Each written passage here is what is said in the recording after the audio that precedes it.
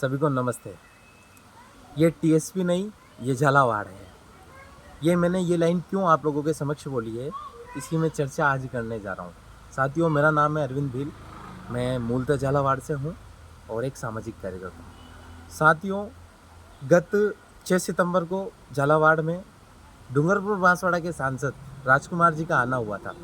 अब 6 सितंबर पे नहीं जाके मैं 6 सितंबर से पहले एक बार 3 तारीख को जाऊंगा। 3 अगस्त को राजकुमार रोज झालावाड़ में आते हैं और बड़ी बड़ी लंबी लंबी बातें फेंकते हैं कि पिपलोदी में जो घटनाक्रम हुआ है उसको 10 दिन के अंदर न्याय दिलाऊंगा। 10 दिन के बाद हम झालावाड़ में पूरे भील प्रदेश को लाएंगे।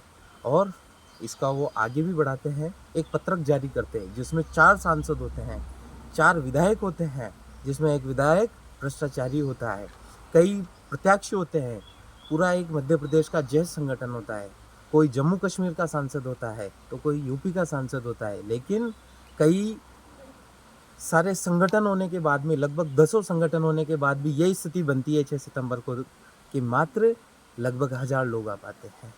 बड़ा सोचने वाला विषय है कि इतने सांसद, इतने विधायक, इतने सारे संगठन जो देश भर में अपने आप को आदिवासियों का मसीहा बनाते हैं, उन आदिवासियों के मसीहा से केवल मात्र झालावाड़ की स्थानीय 100 लोग भी इकट्ठे नहीं हो पाते हैं। साथियों, ये बहुत बड़ा गंभीर विषय है। हमें समझना होगा, इस प्रकार के लोग केवल और केवल जनजाति समाज को भटकाने का प्रयास कर रहे हैं। झालावाड़ के लोग तो ये समझ गए, इसलिए झालावाड़ के लोगों ने इनको एकदम से ठुकरा दिया है क्योंकि ये केवल आदिवासियों का उपयोग लेना जानते हैं।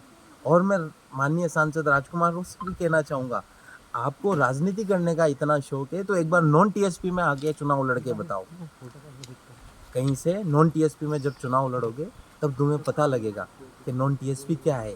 टीएसपी में भोले भाले हमारे भाइयों को तो आप बहला सकते हो, फुसला सकते हो। नॉन टीएसपी में तुम्हारा बस चलने वाला नहीं है।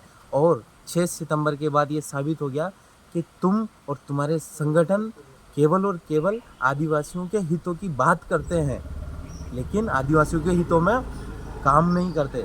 6 सितंबर को तुमने उससे पहले कहा था कि हम बच्चों को न्याय दिला के जाएंगे, लेकिन जब तुम यहाँ आए तुमने देखा कि हमें तो चाहने वाले कोई आए ही नहीं। क्यों? क्योंकि यहाँ के लोग समझदार है और तुम उल्टे पैर वापस भाग गए।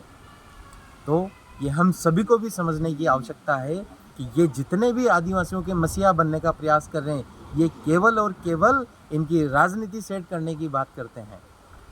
इन्हें केवल इनकी राजनीति सेट करनी है। साथियों, मुझे बड़ा आश्चर्य होता है कि ये कहते हैं कि कमल कांग्रेस ने हमें बेवकूफ़ बनाया, लेकिन वहीं हर दूसरे दिन ये कांग्रेस के नेताओं के साथ, बीजेपी के नेताओं के साथ, मुख्यमंत्री के साथ घूमते हुए नजर आते हैं। तो स्पष्ट रूप से हमें समझ में आता है, हमें ध्यान में आता है कि ये केवल हमें बेवकूफ़ बनाने का काम कर रहे हैं और इसके आड़ में केवल अपनी कमाई के साधन ढूंढ रहे हैं, अपनी राजनीति सेट करने के साधन ढूंढ रहे हैं। धन्यवाद। फिर से अगली वीडियो में मिलूंगा।